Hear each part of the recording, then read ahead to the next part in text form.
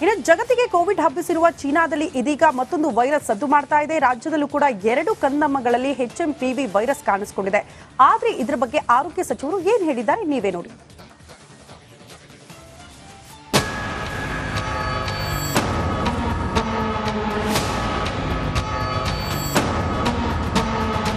China ಇಡೀ ಜಗತ್ತಿಗೆ corona ಹರಡಿಸಿದ ದೇಶ, ಇಡೀ ಪ್ರಪಂಚವನ್ನೇ ಲಾಕ್ಡೌನ್ ಮಾಡಿಸಿದ ರಾಷ್ಟ್ರ. ಇಂಥ ಚೀನಾ ಇದೀಗ ಮತ್ತೊಂದು ವೈರಸ್ಗೆ ಜನ್ಮ ಕೊಟ್ಟಿದೆ.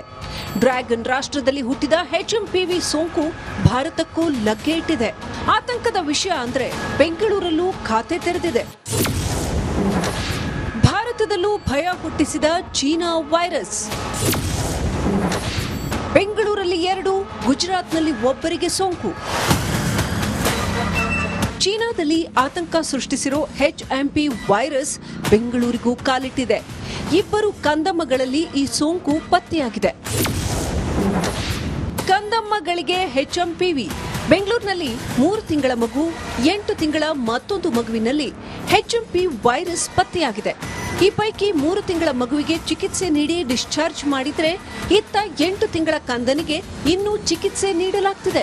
ಆತಂಕದ ವಿಷಯ ಅಂದ್ರೆ ಟ್ರಾವೆಲ್ ಹಿಸ್ಟ್ರಿ ಇಲ್ಲದಿದ್ರೂ ಮಕ್ಕಳಲ್ಲಿ ಈ ಸೋಂಕು ಕಾಣಿಸಿದೆ. ಇದು ಹಳೆಯ ವೈರಸ್ ಅನ್ನೋದು ತಜ್ಞರ ವಾದ. ಎರಡು ಪ್ರಕರಣ ಆಗಿದೆ, ಕಾಣಿಸ್ಕೊಂಡಿದೆ. ಅಂತ ಅಪಾಯಕಾರಿ ವೈರಸ್ ಏನಲ್ಲ, ಆದರೂ ಕೂಡ ಮುಂಜಾಗ್ರತಾ ಕ್ರಮಗಳನ್ನು ತಗೊಳ್ತಕ್ಕಂಥದ್ದನ್ನ ಮಾಡ್ತಾ ಇದ್ದೀವಿ. HMPV ವೈರಸ್ ಇದು ಪ್ರಥಮ ಕೇಸ್ ಅಂತೂ ಹೇಳಕ್ಕಾಗೋದಿಲ್ಲ. ಯಾಕಂದ್ರೆ ಇದು ಇರುವಂತದ್ದೇ ಬಹಳ ವರ್ಷಗಳಿಂದ ಇದು ಎಲ್ಲ ಇದೆ. ಇಷ್ಟು ಪರ್ಸೆಂಟೇಜ್ ಮಕ್ಕಳಿಗೆ ಇದೆಲ್ಲ ಬಂದೇ ಬರ್ತದೆ. ಅದರಿಂದ ನಾವು ಇದನ್ನು ಗಾಬರಿ ಪಡುವಂತ ಅವಶ್ಯಕತೆ ಇಲ್ಲ. ಮತ್ತು ಅನಾವಶ್ಯಕವಾಗಿ ಇದು ನಾವು ಸುಮ್ಮನೆ ಇದರಿಂದ ಜನರಲ್ಲಿ ಭಯಭೀತಿ ಸೃಷ್ಟಿ ಮಾಡುವಂಥದ್ದು ಕೂಡ ಅಗತ್ಯ ಇಲ್ಲ ಅಂತ ನಂಗೆ ಅನ್ಸುತ್ತೆ. HMPV ವೈರಸ್ ಡೆಡ್ಲಿನ ಮತ್ತೆ ಲಾಕ್ಡೌನ್ ಆಗತ್ತಾ? ಕೋವಿಡ್ನಿಂದ ತತ್ತರಿಸಿದ ಜನರಿಗೆ HMPV ವೈರಸ್ ಸಹಜವಾಗಿಯೇ ಆತಂಕ ಮೂಡಿಸಿದೆ. ಮತ್ತೆ ಲಾಕ್ಡೌನ್ ಆಗತ್ತಾ ಅನ್ನೋ 10 ಹಲವು ಪ್ರಶ್ನೆಗಳಿವೆ.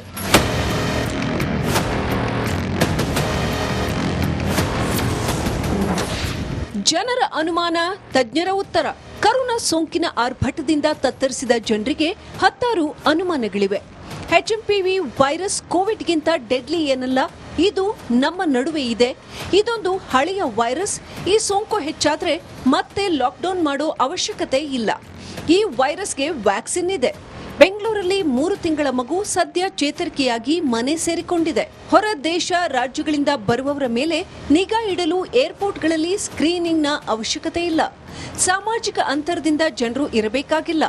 ಸೋಂಕಿತರು ಕ್ವಾರಂಟೈನ್ನಲ್ಲಿ ಇರಬೇಕಾದದ್ದು ಇಲ್ಲ. ಮಾಸ್ಕ್ ಧರಿಸುವುದು ಕಡ್ಡಾಯವಲ್ಲ. ಸ್ಯಾನಿಟೈಸರ್ನಿಂದ ಕೈ ತೊಳೆಯಬೇಕಾಗುತ್ತದೆ.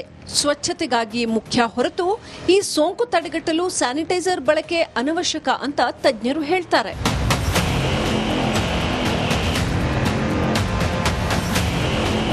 ರಾಜ್ಯದಲ್ಲಿ ಸದ್ಯ 2 HMPV ಕೇಸ್ ಪತ್ತೆಯಾಗಿದ್ದು, ಗುಜರಾತ್ನಲ್ಲಿ 1 ಕೇಸ್ ಪತ್ತೆಯಾಗಿದೆ. ಆರೋಗ್ಯ ಇಲಾಖೆ ಅಲರ್ಟ್ ಆಗಿದೆ.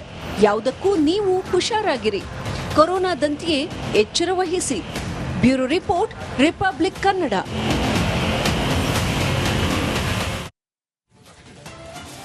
ಡೀಟೇಲ್ಸ್ ಅನ್ನ ಕೊಡ್ತಾ ಹೋಗ್ತಾರೆ ನಮ್ಮ ಪ್ರತಿನಿಧಿ ವೀರೇಶ್. ನೇರ ಸಂಪರ್ಕದಲ್ಲಿ ಜಾಯಿನ್ ಆಗ್ತಿದ್ದಾರೆ. ವೀರೇಶ್, ಸರ್ವೇ ಸಾಮಾನ್ಯವಾಗಿ ಇಂಥ ವೈರಸ್ಗಳು ಕಾಣಿಸ್ಕೊಳ್ಳೋದು ಈ ಇಮ್ಯುನಿಟಿ ಪವರ್ ಸ್ವಲ್ಪ ಕಡಿಮೆ ಇರೋ ಕಡೆ, ಅಂದ್ರೆ ಮಕ್ಕಳು, ವಯಸ್ಸಾದವರಲ್ಲಿ ಅಂತ.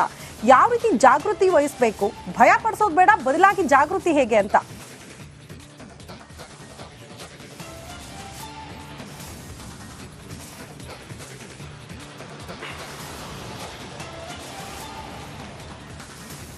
ಶ್ರುತಿ, ಜಯಪ್ರಕಾಶ್ ಶೆಟ್ಟಿ ಸರ್ ಲೀಡಲ್ಲೇ ಹೇಳಿದ್ರು, ಅಂದ್ರೆ ಯಾರು ಭಯ ಪಡುವ ಅಗತ್ಯ ಇಲ್ಲ, ಇದು ಹಳೆ ವೈರಸ್, ನಿಮ್ಮ ಜಾಗೃತಿ ನೀವಿರಿ ಅಂತ. ಆರೋಗ್ಯ ಇಲಾಖೆ ಸಹ ಇದೇ ಸ್ಪಷ್ಟನೆ ಪಡಿಸಿದ್ದಾರೆ. ಇದು ಚೀನಾ ವೇರಿಯಂಟ್ ಅಲ್ಲ, ಇದು ತುಂಬಾ ಹಿಂದೆ ಬಂದಿರೋ ವೈರಸ್. ಇದರಿಂದ ಯಾವುದೇ ಆತಂಕಕಾರಿ ಬೆಳವಣಿಗೆ ಆಗಲ್ಲ. ಯಾರಲ್ಲಿ ರೋಗ ನಿರೋಧಕ ಶಕ್ತಿ ಕಡಿಮೆ ಇರುತ್ತೆ ಅಂತ ಮಕ್ಕಳಿಗೆ, ವಯಸ್ಸಾದವರಿಗೆ ಇದೊಂದು ಅಟ್ಯಾಕ್ ಆಗುತ್ತೆ. ಅಂದ್ರೆ ನೆಗಡಿ, ಜ್ವರ, ಕೆಮ್ಮು ಮಾಮೂಲಾಗಿ ಬರುತ್ತೆ. ನೀವೇನಾದ್ರೂ ಈ ತರ ಕಂಡು ಬಂದ್ರೆ ಆ ವೈದ್ಯರ ಸಂಪರ್ಕಿಸಿ ಟ್ರೀಟ್ಮೆಂಟ್ ತೆಗೆದುಕೊಳ್ಬಹುದು ಅಂತ ಒಂದು ಕಡೆ ಆರೋಗ್ಯ ಇಲಾಖೆ ಆರೋಗ್ಯ ಸಚಿವರು ಸ್ಪಷ್ಟನೆ ಪಡಿಸಿದ್ದಾರೆ. ಅದಲ್ಲದೆ ಇದೇನಾದ್ರೂ ಚೀನಾ ವೇರಿಯಂಟ್ ಇದ್ರೆ ಇಷ್ಟೇ ನಮಗೆ ಗೊತ್ತಾಗ್ತಿತ್ತು. ಅದಲ್ಲದೆ ಈ ಒಂದು ವೈರಸ್ ವಿಚಾರವಾಗಿ ಈಗ ಕೇಂದ್ರ ಸರ್ಕಾರ ಆಯ್ತು ಮತ್ತು ರಾಜ್ಯ ಆರೋಗ್ಯ ಇಲಾಖೆ ಆಯ್ತು ಕಣ್ಣಿಟ್ಟಿದೆ.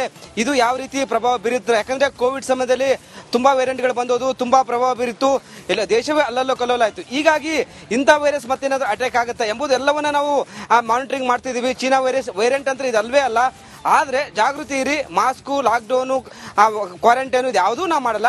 ಆದರೆ ನಿಮ್ಮ ಜಾಗೃತಿ ಅಂದರೆ ಗುಂಪಲ್ಲಿ ಹೋಗಬೇಡಿ, ಮಾಸ್ಕ್ ಹಾಕಿಕೊಳ್ಳಿ, ಕೈಯನ್ನು ನೀಟಾಗಿ ತೊಳೆದುಕೊಳ್ಳಿ, ಮನೆಯಲ್ಲಿ ಸ್ವಚ್ಛತವಾಗಿರಿ. ಇವೆಲ್ಲವನ್ನು ಪಾಲಿಸಿದ್ರೆ ಈ ಒಂದು ರೋಗ ಅಲ್ಲ ಯಾವುದೇ ರೋಗದಿಂದ ದೂರ ಇರ್ತಾರೆ. ಹೀಗಾಗಿ ನಿಮ್ಮ ಜಾಗೃತಿ ಅಂತೇನೋ ನೀವಿರಿ ಅಂತ ಒಂದು ಕಡೆ ಆರೋಗ್ಯ ಇಲಾಖೆ ಸ್ಪಷ್ಟಪಡಿಸಿದೆ. ಅದಲ್ಲದೆ ಈ ಶಾಲೆ ಮಕ್ಕಳಲ್ಲಿ ಸಹ ಕೆಲವೊಂದು ಖಾಸಗಿ ಶಾಲೆಗಳು ಸಹ ಏನೋ ಒಂದು ಕಡೆ ಮುನ್ನೆಚ್ಚರಿಕೆ ಕ್ರಮ ತೆಗೆದುಕೊಂಡಿದ್ದಾವೆ.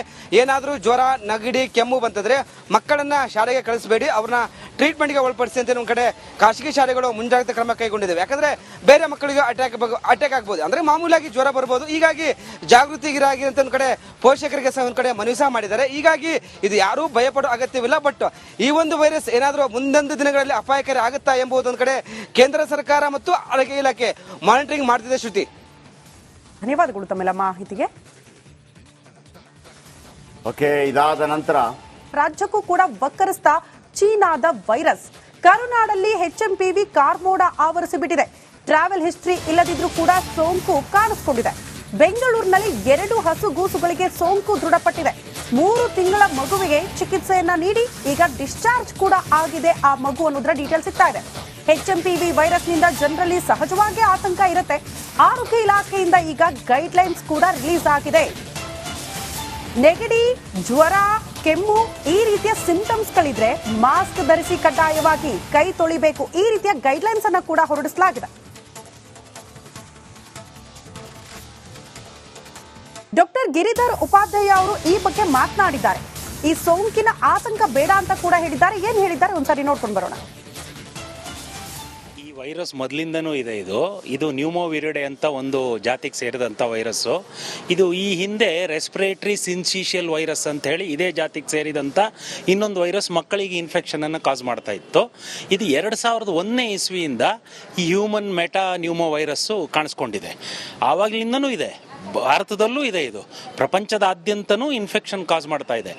ಇದು ಸಾಧಾರಣವಾಗಿ ಸಣ್ಣ ಮಕ್ಕಳು, 5 ವರ್ಷದ ಕೆಳಪಟ್ಟ ಮಕ್ಕಳು, ತುಂಬ ಏಜ್ ಆದವರು, ಮತ್ತು ಯಾರಿಗೆ ಈಗಾಗಲೇ ಲಂಗ್ಸ್ ಮತ್ತು ಶ್ವಾಸಕೋಶದ ಇದೆಯೋ ಅಂಥವರಲ್ಲಿ ಹೆಚ್ಚಾಗಿ ಕಾಣಿಸ್ಕೊಳ್ಳುತ್ತೆ. ಮತ್ತು ಅಂಥವರಲ್ಲಿ ಸಿವಿಯರಿಟಿ ಜಾಸ್ತಿ ಇರುತ್ತೆ. ಸಿವಿಯರಿಟಿ ಅಂತ ಹೇಳಿದ್ರೆ ಪ್ರಾಣ ಹೋಗೋವಂಥದ್ದು ಏನೂ ಇಲ್ಲ. ಸಾಧಾರಣ ನೆಗಡಿಯೇ ತರುವಂತಹ ಒಂದು ವೈರಸ್ ಇದು ಇದ್ದೇ ಇದೆ. ಇದೇನು ಎಲ್ಲಿಂದೋ ಸಡನ್ನಾಗಿ ಬಂದಿರತಕ್ಕಂಥ ವೈರಸ್ ಅಲ್ಲ. ಅದರಿಂದ ಆತಂಕ ಪಡ್ತಕ್ಕಂಥ ಯಾವುದೇ ಒಂದು ಸ್ವಲ್ಪ ಕೂಡ ಕಾರಣ ಇಲ್ಲ ಅದಕ್ಕೆ ಆತಂಕ ಪಡುವಂಥದ್ದು. ಈ ವೈರಸ್ ಮೊದಲಿಂದನೂ ಇದೆ. ಇದು ನ್ಯೂಮೋವಿರಿಡೆ ಅಂತ ಒಂದು ಜಾತಿಗೆ ಸೇರಿದಂಥ ವೈರಸ್ಸು. ಇದು ಈ ಹಿಂದೆ ರೆಸ್ಪಿರೇಟರಿ ಸಿನ್ಸಿಷಿಯಲ್ ವೈರಸ್ ಅಂತ ಹೇಳಿ ಇದೇ ಜಾತಿಗೆ ಸೇರಿದಂಥ ಇನ್ನೊಂದು ವೈರಸ್ ಮಕ್ಕಳಿಗೆ ಇನ್ಫೆಕ್ಷನನ್ನು ಕಾಸ್ ಮಾಡ್ತಾ ಇತ್ತು. ಇದು 2001ನೇ ಇಸ್ವಿಯಿಂದ ಈ ಹ್ಯೂಮನ್